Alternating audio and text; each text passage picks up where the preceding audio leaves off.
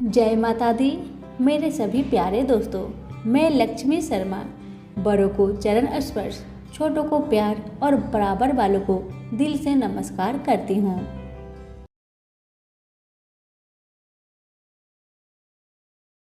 आज आप सभी सुनेंगे आषाढ़ पूर्णिमा व्रत में सुनी जाने वाली 5 सर्वश्रेष्ठ कथाएं एक साथ।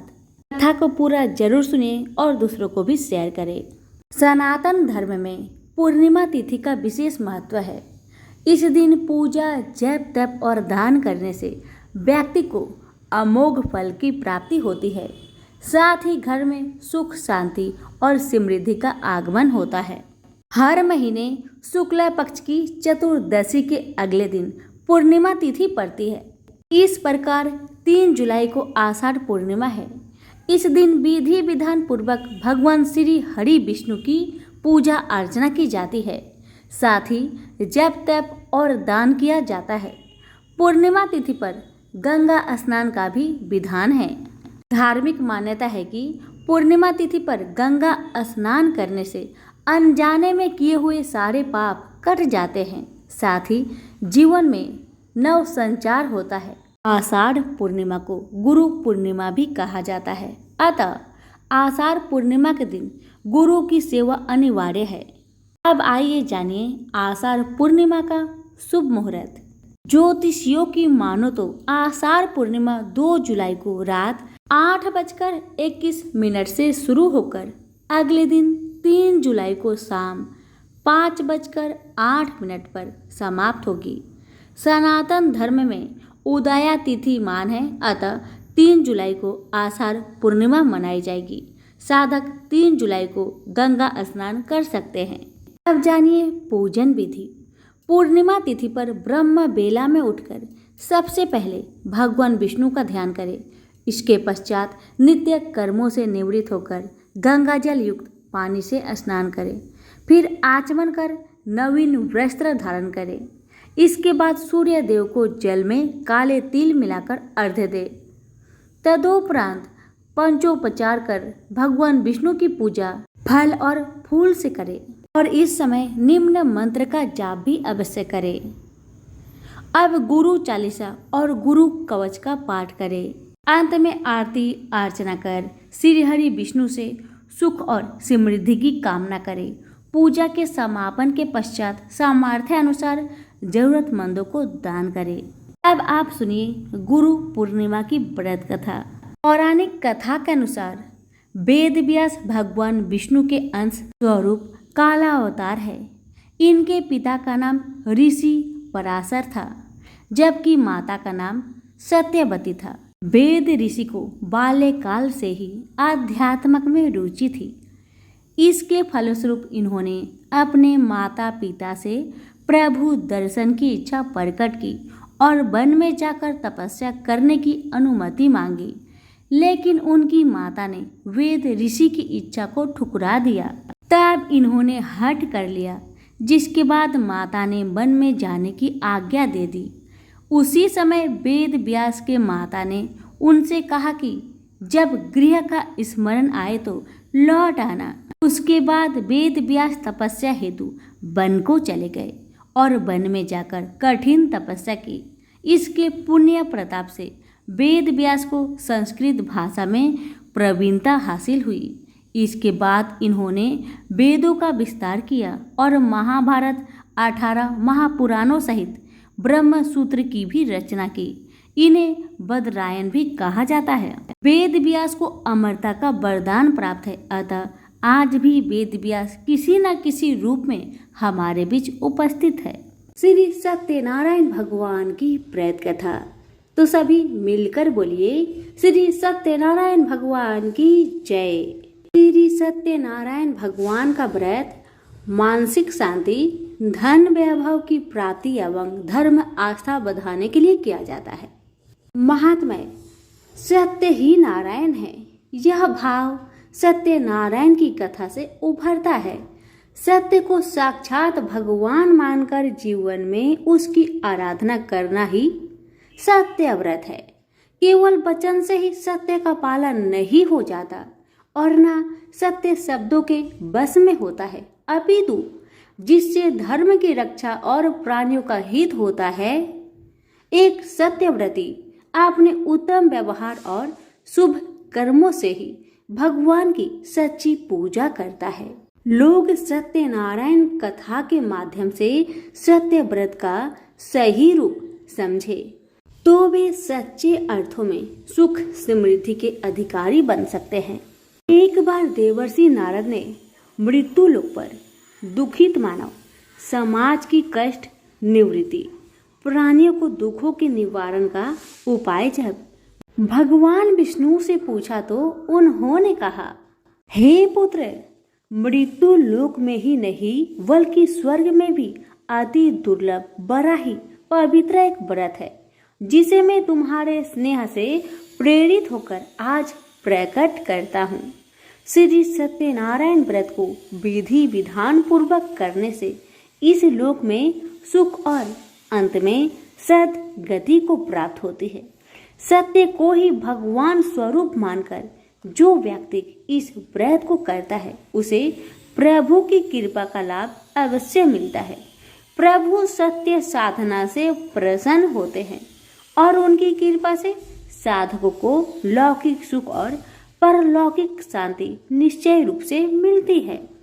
सत्य व्रत को अपनाने वाला दरिद्र भी भगवान की कृपा से धन्य धान्य से परिपूर्ण हो जाता है।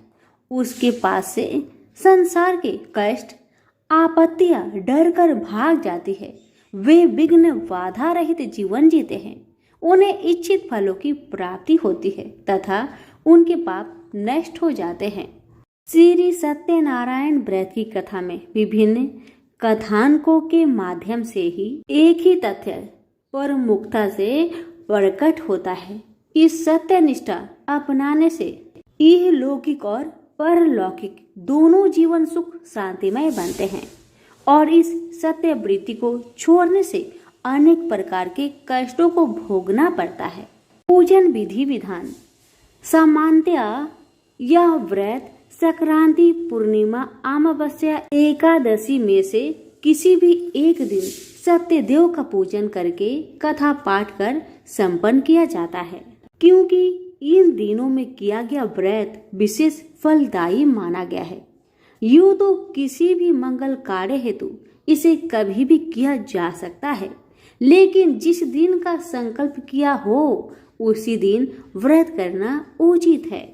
व्रत के दिन जो सामग्री लगती है उसको पहले से इकट्ठा कर लीजिए, जैसे केले के पत्ते, आम के पत्ते, तोरण के लिए पंच पल्लव, कलश, नवग्रहों के लिए लाल कपड़ा, भगवान के आसन के लिए सफेद कपड़ा, सालग्राम शिला, तुलसी दल, चंदन, चावल, अबीर, गुलाल, कुमकुम, लौंग, इलायची, नारियल, सुपारी, धूप, अगरबत्ती, पुष्प, अनेक मौसमी फल, केला, पंचामृत, दक्षिणा, नैवेद्य, नेहवाचन, प्रसाद के लिए पंजीरी, मिष्ठान आदि।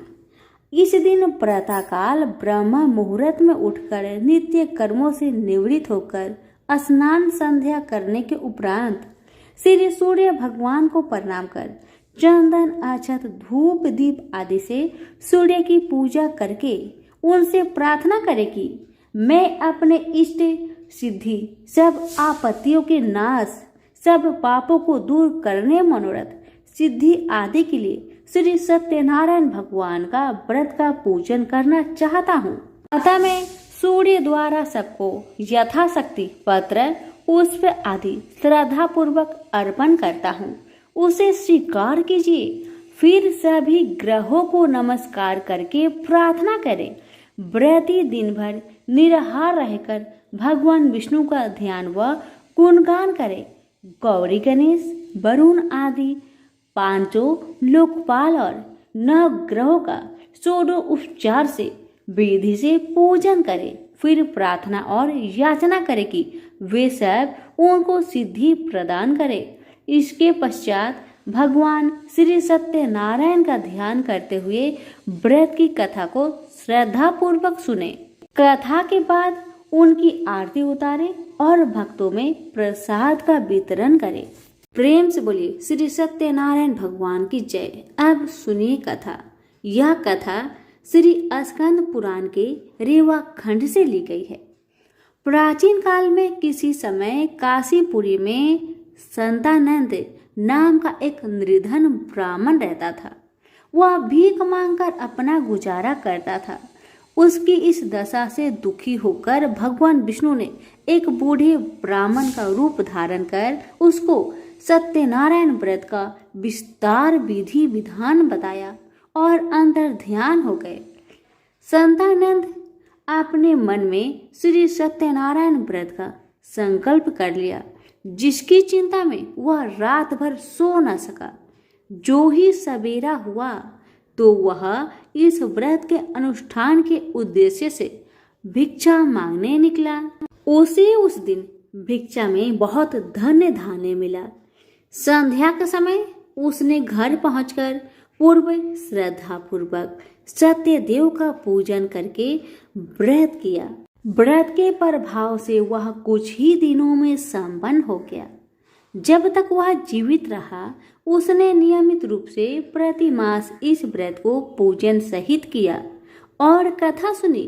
मृत्यु होने पर उसे विष्णु लोक में स्थान मिला।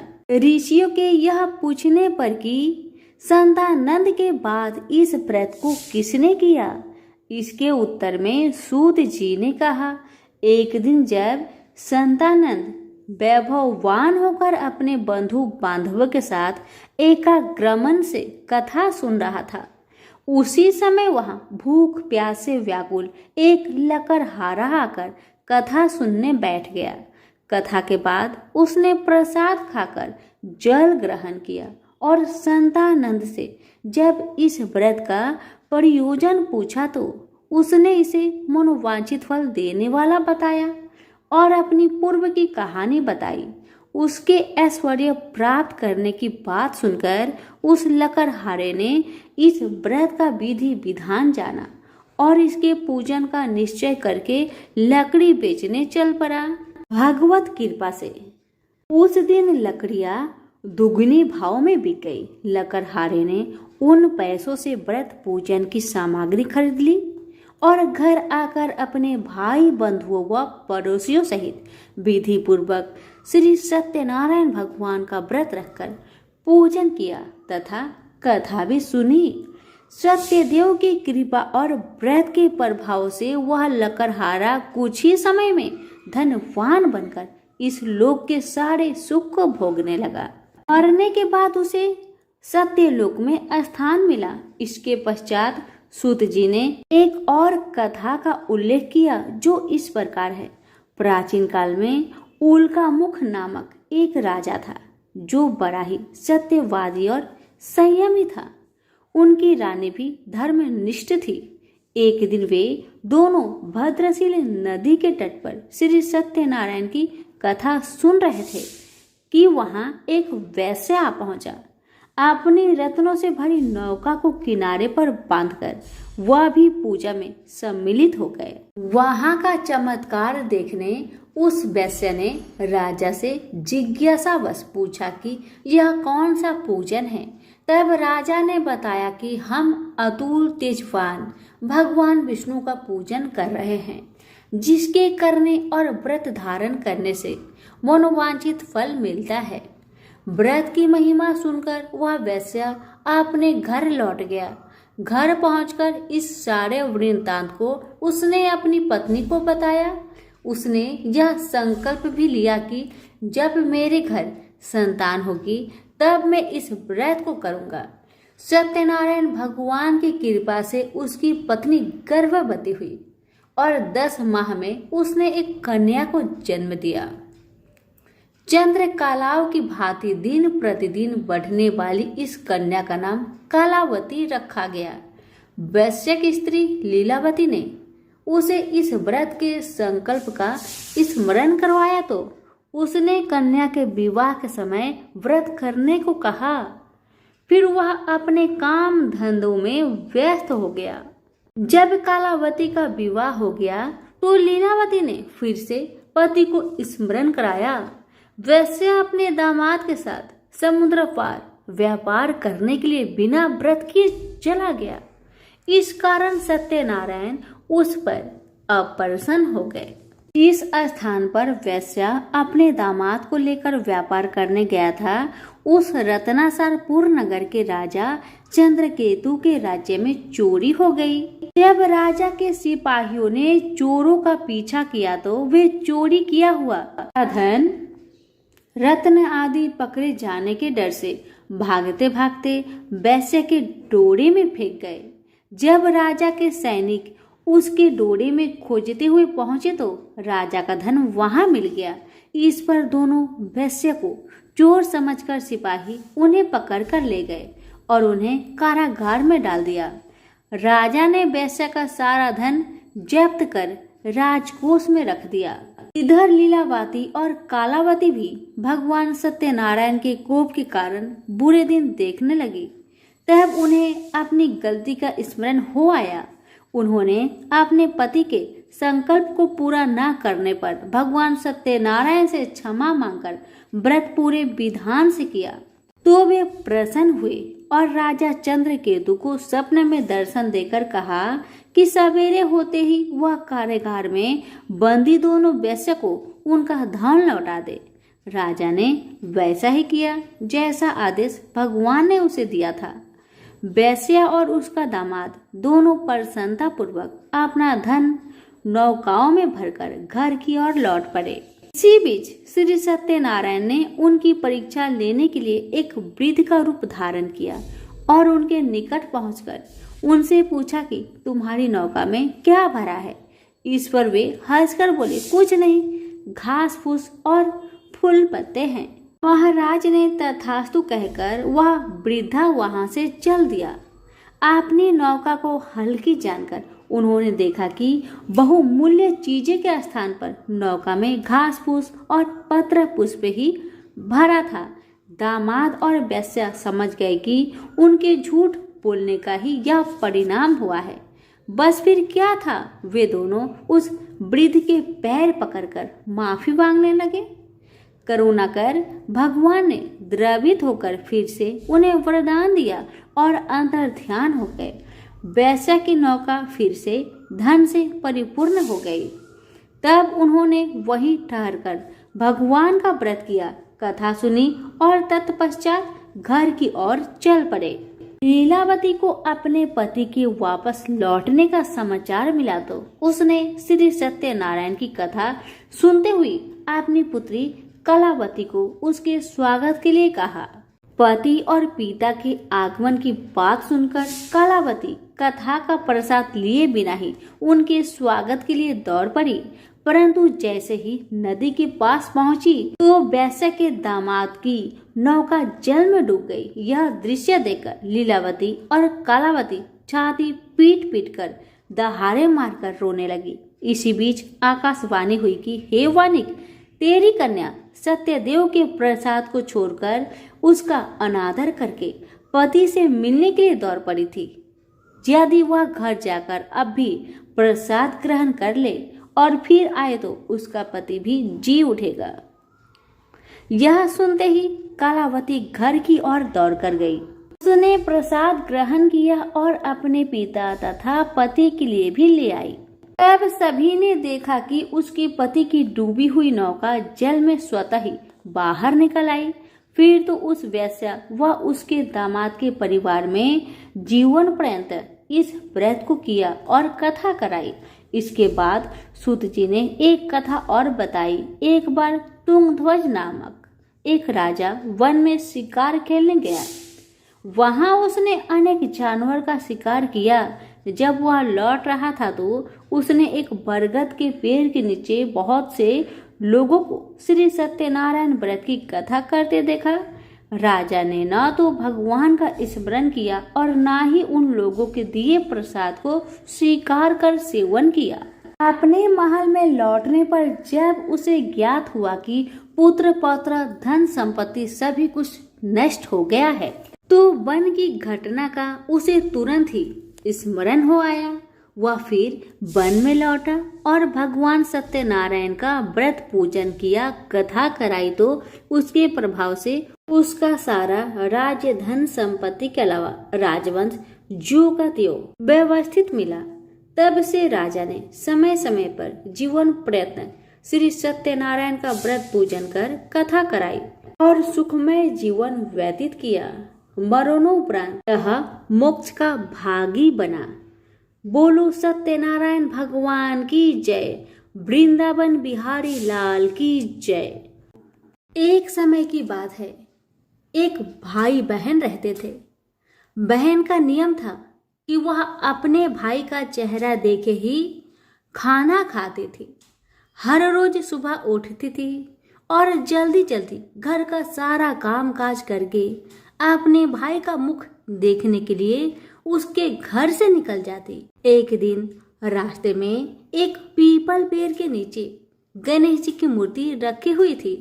उसने भगवान के सामने हाथ जोड़कर कहा कि मेरे जैसा अमर सुहाग और मेरे जैसा अमर पिहर सबको दीजिए। यह कहकर वह आगे बढ़ जाया करती थी। हर दिन का उसका यही नियम था। जंगल के झाड़ियों के कांटे उसके पैरों में चुभा करते थे। एक दिन बहन भाई के घर पहुंची और भाई का मुख देखकर बैठ गई तो भाभी ने पूछा, पैरों में क्या हो गया है ननद जी? यह सुनकर उसने भाभी को जवाब दिया कि रास्ते में जंगल की झाड़ियों से गिरे हुए कांटे मेरे पाँव में चुभ जाते हैं। जब वह वापस अपने घर आ गई तब भाभी ने अपने पति से कहा कि रास्ते को साफ करवा दो। हमारी ननद यानी कि आपकी बहन झाड़ियों के रास्ते से आती है तो उसके पाँव में बहुत सारे कांटे चुभ जाते हैं। पत्नी की इतना बात सुनते ही भाई तुरंत उठा और हाथों में कुल्हाड़ी लेकर सारी झाड़ियों को काटकर रास्ता साफ कर दिया और इसी कारण से गणेश जी का स्थान भी वहां से हट गया।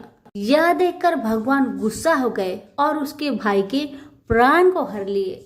लोग अंतिम संस्कार के लिए जब भाई को ले जा रहे थे तब उसकी भाभी रोती हुई लोगों से कही, थोड़ी देर रुक जाओ, उसकी बहन आने वाली है। वह अपने भाई का मुख देखे बिना नहीं रह सकती। उसका यह हर दिन का नियम है। तब लोगों ने कहा, आज तो देख लेगी पर कल कैसे देखेगी? रोज के दिन की तरह बहन अपने भाई का मुख देखने के लिए जंगल में निकल दी। जब जंगल में उसने देखा कि सारा रास्ता साफ किया हुआ है तब वह आगे बढ़ी तो उसने देखा कि सिद्धि विनायक को भी वहां से हटा दिया गया है। तब उसने जाने से पहले गणेश जी को एक अच्छे स्थान पर रखकर उन्हें स्थान दिया और हाथ जोड़कर बोली, हे गणेश महाराज, मेरे जैसा अमर सुहाग और मेरे जैसा अमर पिहर सबको देना। और फिर इतना कहकर आगे निकल गई।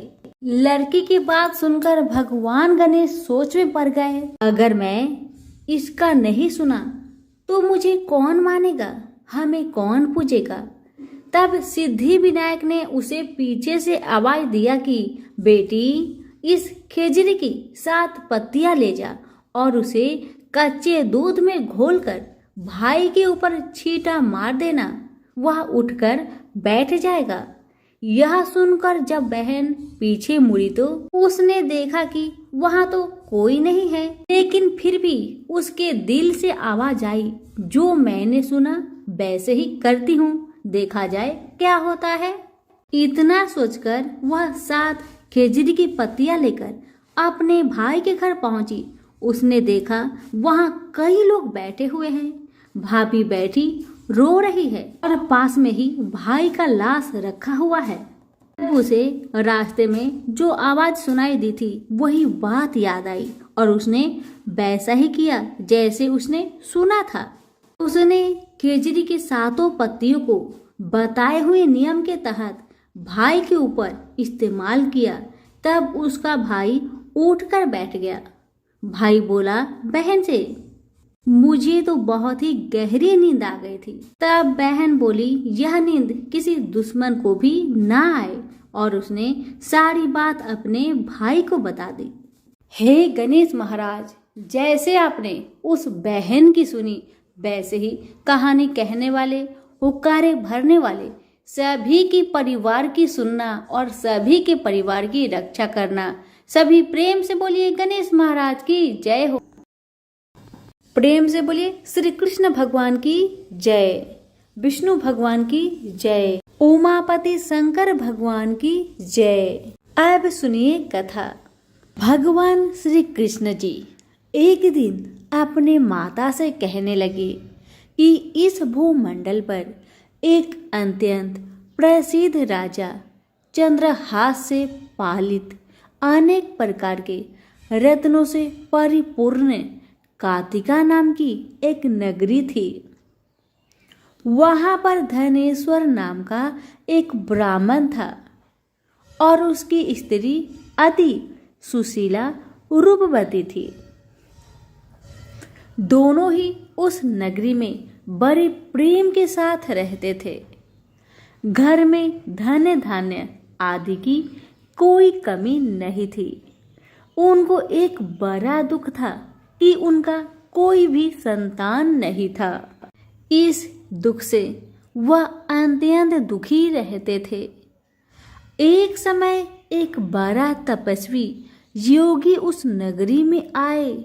वह योगी उस ब्राह्मण के घर को छोड़कर अन्य सब घरों से भिक्षा लाकर भोजन किया करते थे, पर रूपवती से वह कभी भी भिक्षा नहीं लिया करते थे।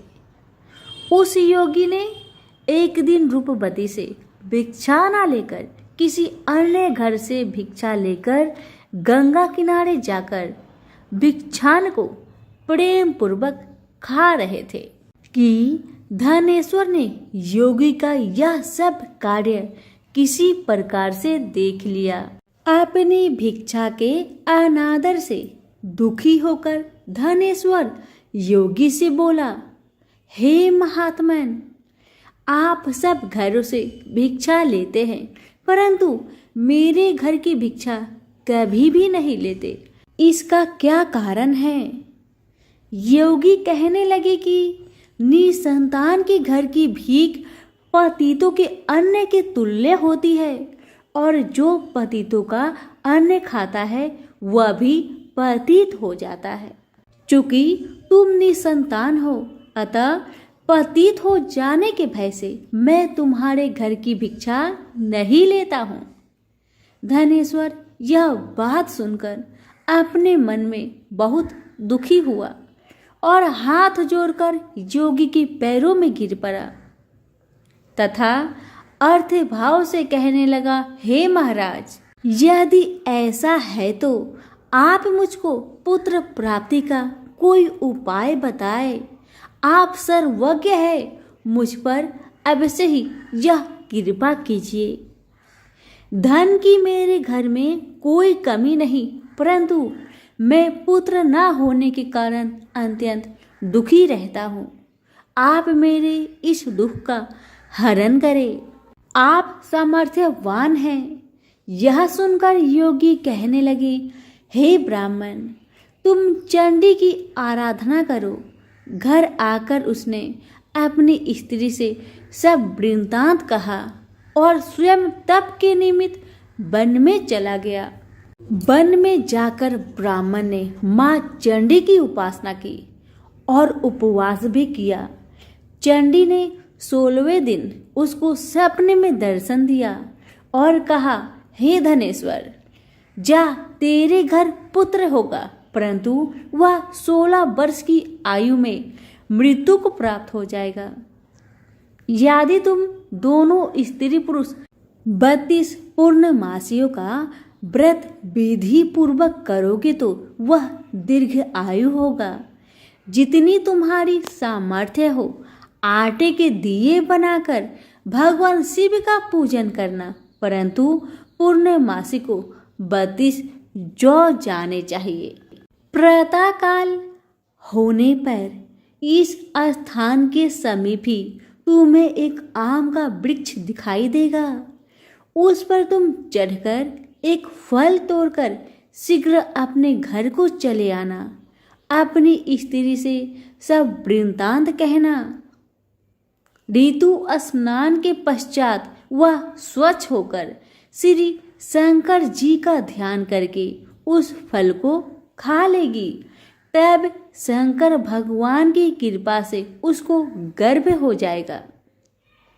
जब वह ब्राह्मण प्रातःकाल उठा तो उसने उस स्थान के पास ही एक आम का वृक्ष देखा, जिस पर एक अत्यंत सुंदर आम का फल लगा हुआ था। उस ब्राह्मण ने उस आम के वृक्ष पर चढ़कर उस फल को तोड़ने का प्रयास किया, परंतु वृक्ष पर चढ़ नहीं पाया। तब तो उस ब्राह्मण को बहुत चिंता हुई और विघ्न विनाशक श्री गणेश भगवान की वंदना करने लगा। हे दयानिधे, अपने भक्तों के विघ्नों का नाश करके उनके मंगल कार्यों को करने वाले, दुष्टों का नाश करने वाले, रिद्धि सिद्धि के देने वाले, आप मुझ पर कृपा करके इतना बल दीजिए कि मैं अपने मनोरथ को पूर्ण कर सकूं। इस प्रकार भगवान गणेश की प्रार्थना करने पर उनकी कृपा से धनेश्वर वृक्ष पर चढ़ गया और उसने एक अति सुंदर आम का फल देखा। उसने विचार किया कि जो वरदान से फल मिला था वह यही है और कोई फल दिखाई नहीं देता। उस धनेश्वर ब्राह्मण ने जल्दी से उस फल को तोड़कर अपनी स्त्री को लाकर दे दिया और उसकी स्त्री ने अपने पति की कथा अनुसार उस फल को खा लिया और वह गर्भवती हो गई। देवी जी की असीम कृपा से उसे एक अत्यंत सुंदर पुत्र उत्पन्न हुआ, जिसका नाम उन्होंने देवीदास रखा। माता पिता के हर्ष और शौक के साथ वह बालक शुक्ल पक्ष की चंद्रमा की भांति अपने पिता के घर में बढ़ने लगा। भवानी की कृपा से वह बालक बहुत ही सुंदर, सुशील और विद्या पढ़ने में बहुत ही निपुण हो गया। दुर्गा जी की आज्ञा अनुसार उसकी माता ने 32 पूर्णमासी का व्रत रखना प्रारंभ कर दिया, जिससे उसका पुत्र बड़ी आयु वाला हो जाए। 16वां वर्ष लगते ही देवीदास के माता पिता को बड़ी चिंता हो गई कि कहीं उनके पुत्र की इस वर्ष मृत्यु न हो जाए। इसलिए उन्होंने अपने मन में विचार किया कि यदि यह दुर्घटना उनके सामने हो गई तो वे कैसे सहन कर सकेंगे। अस्तु उन्होंने देवीदास के मामा को बुलवाया और कहा कि हमारी इच्छा है कि देवीदास 1 वर्ष तक काशी में जाकर विद्या अध्ययन करे और उसको अकेला भी नहीं छोड़ना चाहिए, इसलिए साथ में तुम चले जाओ और 1 वर्ष के पश्चात इसको वापस लौटा लाना। सब प्रबंध करके उसके माता पिता ने काशी जाने के लिए देवीदास को एक घोड़े पर बैठाकर उसके मामा को उसके साथ कर दिया, किंतु यह बात उसके मामा या किसी और से नहीं कही। धनेश्वर ने सपत्नीक अपने पुत्र की मंगल कामना तथा दीर्घ आयु के लिए भगवती दुर्गा की आराधना और पूर्णमासियों का व्रत करना आरंभ कर दिया। इस प्रकार बराबर 32 पूर्णमासी का व्रत पूरा किया। कुछ समय पश्चात एक दिन वह दोनों मामा और भांजा मार्ग में रात्रि बिताने के लिए किसी ग्राम में ठहरे हुए थे। उस दिन उस गांव में एक ब्राह्मण की अत्यंत सुंदरी, सुशीला, विदुषी और गुणवती कन्या का विवाह होने वाला था। जिस धर्मशाला के अंदर वर और उसकी बारात ठहरी हुई थी, उसी धर्मशाला में देवीदास और उसके मामा भी ठहरे हुए थे। संयोगवश कन्या को तेल आदि चढ़ाकर मंडप आदि का कृत्य किया गया तो लगन के समय वर को धनुवार्थ हो गया। अस्तु वर के पिता ने अपने कुटुंबियों से परामर्श करके निश्चय किया कि यह देवीदास मेरे पुत्र जैसा ही सुंदर है,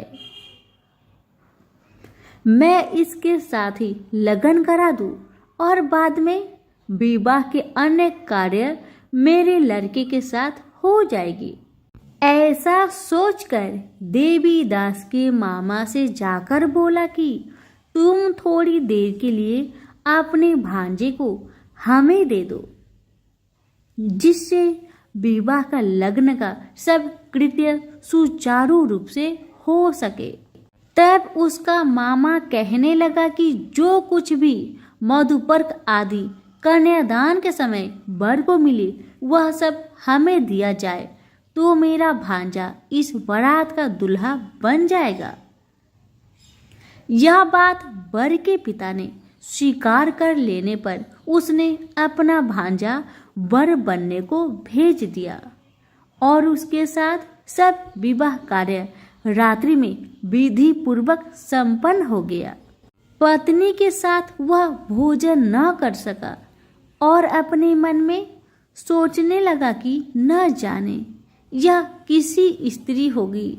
वह एकांत में इसी सोच में गरम निश्वास छोड़ने लगा तथा उसकी आंखों में से आंसू भी आ गए। तब वधू ने पूछा कि क्या बात है, आप इतने उदासीन व दुखी क्यों हो रहे हैं? तब उसने सब बातें जो वर के पिता व उसके मामा में हुई थी उसको बतला दिया। तब कन्या कहने लगी कि यह ब्रह्म विवाह के विपरीत हो कैसे सकता है? देव ब्राह्मण और अग्नि के सामने मैंने आपको ही अपना पति बनाया है, इसलिए आप ही मेरे पति हैं। मैं आपकी ही पत्नी रहूंगी, किसी अन्य की कदापि नहीं। तब देवीदास ने कहा, ऐसा मत करिए क्योंकि मेरी आयु बहुत थोड़ी है। मेरे पश्चात आपकी क्या गति होगी, इन बातों को अच्छी तरह विचार लो। परंतु वह दृढ़ विचार वाली थी, बोली कि जो आपकी गति होगी वह मेरी गति होगी। हे स्वामी, आप उठिए और भोजन करिए, आप निश्चय ही भूखे होंगे। इसके बाद देवीदास और उसकी पत्नी दोनों ने भोजन किया तथा शेष रात्रि वो सोते रहे।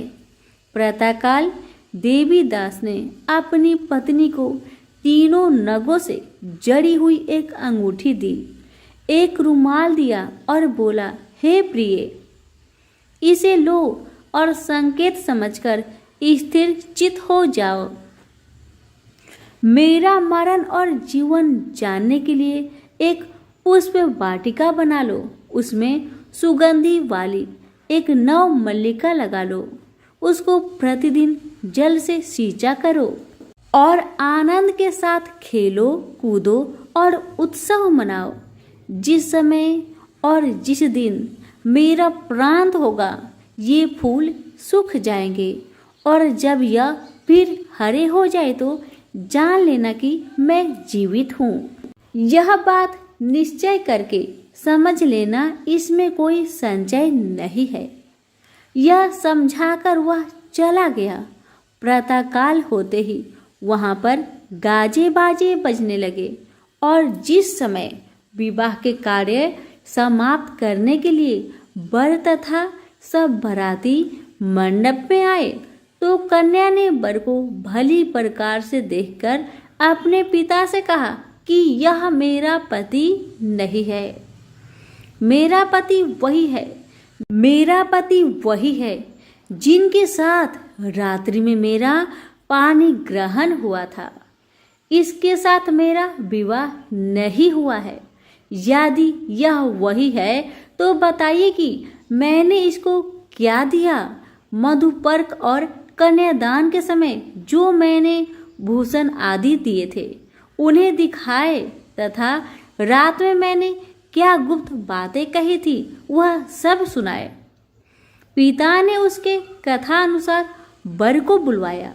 कन्या की यह सब बातें सुनकर वह कहने लगा कि मैं कुछ नहीं जानता। इसके पश्चात लज्जित होकर वह अपना सा मुंह लेकर चला गया और सारी बारात भी अपमानित होकर वहां से लौट गई। भगवान श्री कृष्ण बोले, हे माता, इस प्रकार देवीदास काशी विद्याध्ययन के लिए चला गया। जब कुछ समय बीत गया तो काल से प्रेरित होकर एक सर्प रात्रि के समय उसको डसने के लिए वहां पर आया। उस विषधर के प्रभाव से उसके शयन के स्थान चारों ओर से विष की ज्वाला से विषैला हो गया, परंतु व्रतराज के प्रभाव से उसको काटने न पाया, क्योंकि पहले ही उसके माता ने 32 पूर्णिमा का व्रत कर रखा था। इसके बाद मध्य के समय स्वयं काल वहां पर आया और उसके शरीर से उसके प्राणों को निकलने का प्रयत्न करने लगा, जिससे वह मूर्छित होकर पृथ्वी पर गिर पड़ा। भगवान की कृपा से उसी समय पार्वती जी के साथ श्री शंकर जी वहां पर आ गए। उसको मूर्छित दशा में देखकर पार्वती जी ने भगवान शंकर से प्रार्थना की कि हे महाराज, इस बालक की माता ने पहले 32 पूर्णिमा का व्रत किया था, जिसके प्रभाव से हे भगवान आप इसको प्राण दान दे। भवानी के कहने पर भक्त वत्सल भगवान श्री शिव जी ने उसको प्राण दान दे दिया। इस व्रत के प्रभाव से काल को भी पीछे हटना पड़ा और देवीदास स्वस्थ होकर बैठ गया। उधर उसकी स्त्री उसके काल की प्रतीक्षा किया करती थी। जब उसने देखा कि उस पुष्प वाटिका में पत्र पुष्प कुछ भी नहीं रहे तो उसको अत्यंत आश्चर्य हुआ, और जब वह वैसे ही हरी भरी हो गई तो वह जान गई कि वह जीवित हो गए हैं। यह देखकर वह बहुत प्रसन्न मन से अपने पिता से कहने लगी कि पिताजी, मेरे पति जीवित हैं, आप उनको ढूंढिए। जब 16वां वर्ष व्यतीत हो गया तो देवीदास भी अपने मामा के साथ काशी चल दिया। इधर उसे ससुर उसको ढूंढने के लिए अपने घर से जाने वाले ही थे कि वह दोनों मामा भांजा वहां पर आ गए। उसको आया देखकर उसका ससुर बड़ी प्रसन्नता के साथ अपने घर में ले आया। उस समय नगर के निवासी भी वहां इकट्ठे हो गए और सबने निश्चय किया कि अब से ही इसी बालक के साथ इस कन्या का विवाह हुआ था। उस बालक को जब कन्या ने देखा तो पहचान लिया और कहा कि यह वही है जो संकेत करके गया था। तदुपरांत सभी कहने लगे कि भला हुआ जो यह आ गया, और सब नगर वासियों ने आनंद मनाया। श्री कृष्ण जी कहने लगे कि इस प्रकार धनेश्वर 32 पूर्णिमाओं के व्रत के प्रभाव से पुत्रवान हो गया। जो भी स्त्रियां इस व्रत को करती है वे जन्म जन्मांतर में वैधव का दुख नहीं भोगती और सदैव सौभाग्यवती रहती है। यह मेरा वचन है, इसमें कोई संदेह नहीं। यह व्रत पुत्र पौत्रों को देने वाला तथा संपूर्ण मनोकामनाओं को पूर्ण करने वाला है। 32 पूर्णिमाओं के व्रत करने से व्रती की सब इच्छाएं भगवान शिव जी की कृपा से पूर्ण हो जाती है। तो प्रेम से बोलिए उमापति शंकर की जय हो, श्री कृष्ण भगवान की जय हो। धर्मराज भगवान की कथा। एक गांव में 2 सेठानियां थी। एक के घर में बहुत धन था पर वह दिल से कंजूस थी और दूसरे के पास धन थोड़ा था, मगर वह दिल से बहुत दयावान थी, बहुत दानी थी। छोटी सेठानी रोज सवेरे उठती, गंगा स्नान करती, तुलसी माता को सींचती, वर पीपल को सींचती और फिर भगवान के मंदिर में जाकर धर्मराज भगवान, सूरज भगवान की कहानी सुनती। एक दिन भगवान के भोग लगाकर अतिथि को जिमाती है, गाय कुत्ता के लिए ग्रास निकालती है। दूसरी सेठानी इस धर्मात्मा को देखकर हंसती और कहती, पता नहीं दिन भर ये क्या क्या करती है। थोड़े समय बाद दोनों सेठानियों को भगवान का बुलावा आया। धर्मात्मा सेठानी के लिए यमराज भगवान ने अपना विमान भेजा और भगवान को न मानने वाली सेठानी को दूध मारते घसीटते हुए लेते गए। रास्ते में सेठानी दूत से बोली, मुझे भूख लगी है। दूत बोले, अगर तुमने कुछ दिया होगा तो तुम्हें भोजन मिलेगा। सेठानी तो कभी भी किसी को कुछ दिया ही नहीं था, इसीलिए उसे भोजन नहीं दिया गया। अब कुछ दूर आगे बढ़ने पर उसे प्यास लगी। वह फिर से दूत से कहने लगी, मुझे बहुत प्यास लगा है, थोड़ा पानी मिलेगा। दूत बोले, हाँ जरूर, अगर तुमने कभी किसी को पानी पिलाया होगा तभी तुम्हें पानी नसीब होगा। सेठानी ने कभी भी किसी को पानी नहीं पिलाया था, इसलिए उसे दूत पानी नहीं दिए। कुछ दूर आगे बढ़ने पर सेठानी को रास्ते में कांटे चुभने लगे, गर्मी पड़ने लगी, पर दूत तो उसे घसीटते ही ले जा रहे थे। अब सेठानी बहुत पछताने लगी कि मेरे पास सब कुछ था, मगर मैंने कभी दान धर्म नहीं किया। इतने में यमराज भगवान का दरबार आया। तब सेठानी ने देखा कि धर्मात्मा सेठानी भगवान के पास सिंहासन पर बैठी थी। उधर दूसरी सेठानी को तपते हुए कुंड में डाल दिया गया। अब तो सेठानी यमराज भगवान से बोली, हे भगवान, मुझ पर दया करके आप मुझे 1.25 पहर का जीवन दान दीजिए, मैं वापस आकर दंड भोग लूंगी। यमराज भगवान तो बहुत दयालु है। उन्होंने सेठानी पर दया दिखाकर उसे 1 दिन का जीवन दान दे दिया। सेठानी के शरीर में प्राण संचार आते ही पंडितों को बुलाकर सेठानी ने धर्मराज जी की कथा सुनी, सब तरह से दान धर्म किया। इतने में समय पूरा हो गया। अब की बार धर्मराज भगवान ने सेठानी के लिए विमान भेजा। 1.25 पहर के दान धर्म से सेठानी को स्वर्ग मिला।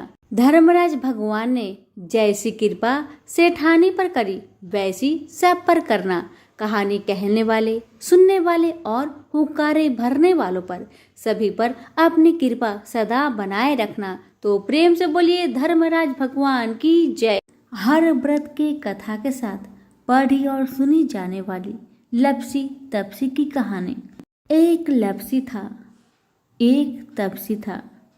तपसी हमेशा भगवान की तपस्या में लीन रहता था। लपसी रोजाना 1.25 सेर की लपसी बनाकर भगवान का भोग लगाकर जीम लेता था। एक दिन दोनों लड़ने लगे। तपसी बोला, मैं रोज भगवान की तपस्या करता हूँ, इसलिए मैं बड़ा हूँ। तपसी बोला, मैं रोज भगवान को 1.25 सेर लापसी का भोग लगाता हूँ, इसलिए मैं बड़ा हूँ। नारद जी वहां से गुजर रहे थे। दोनों को लड़ता देखकर उनसे पूछा कि तुम क्यों लड़ रहे हो। तपसी ने खुद के बड़ा होने का कारण बताया और लपसी ने अपना कारण बताया। नारद जी बोले, तुम्हारा फैसला मैं कर दूंगा। दूसरे दिन लपसी और तपसी नहाकर अपनी रोज की भक्ति करने आए तो नारद जी ने छुपकर 1.25 करोड़ की एक अंगूठी उन दोनों के आगे रख दी। तपसी की नजर जब अंगूठी पर पड़ी तो उसने चुपचाप अंगूठी उठाकर अपने नीचे दबा ली। लपसी की नजर अंगूठी पर पड़ी लेकिन उसने ध्यान नहीं दिया। भगवान को भोग लगाकर लपसी खाने लगा। नारद जी सामने आए तो दोनों ने पूछा कि कौन बड़ा है। तो नारद जी ने तपसी से खड़ा होने को कहा। वो खड़ा हुआ तो उसके नीचे दबी अंगूठी दिखाई पड़ी। नारद जी ने तपसी से कहा, तपस्या करने के बाद भी तुम्हारी चोरी करने की आदत नहीं गई, इसलिए लपसी पड़ा है और तुम्हें तुम्हारी तपस्या का कोई फल भी नहीं मिलेगा। तपसी शर्मिंदा होकर माफी मांगने लगा। उसने नारद जी से पूछा, मुझे मेरी तपस्या का फल कैसे मिलेगा? नारद जी ने कहा, यदि कोई गाय और कुत्ते की रोटी नहीं बनाएगा तो फल तुम्हें मिलेगा। यदि कोई ब्राह्मण को भोजन करवाकर दक्षिणा नहीं देगा तो फल तुम्हें मिलेगा। यदि कोई साड़ी के साथ ब्लाउज नहीं देगा तो फल तुझे मिलेगा। यदि कोई दिए से दिया जलाएगा तो फल तुझे मिलेगा। यदि कोई सारी कहानी सुने लेकिन तुम्हारी कहानी नहीं सुने तो फल तुझे मिलेगा। उसी दिन से हर व्रत कथा कहानी के साथ लपसी तपसी की कहानी भी सुनी और कही जाती है।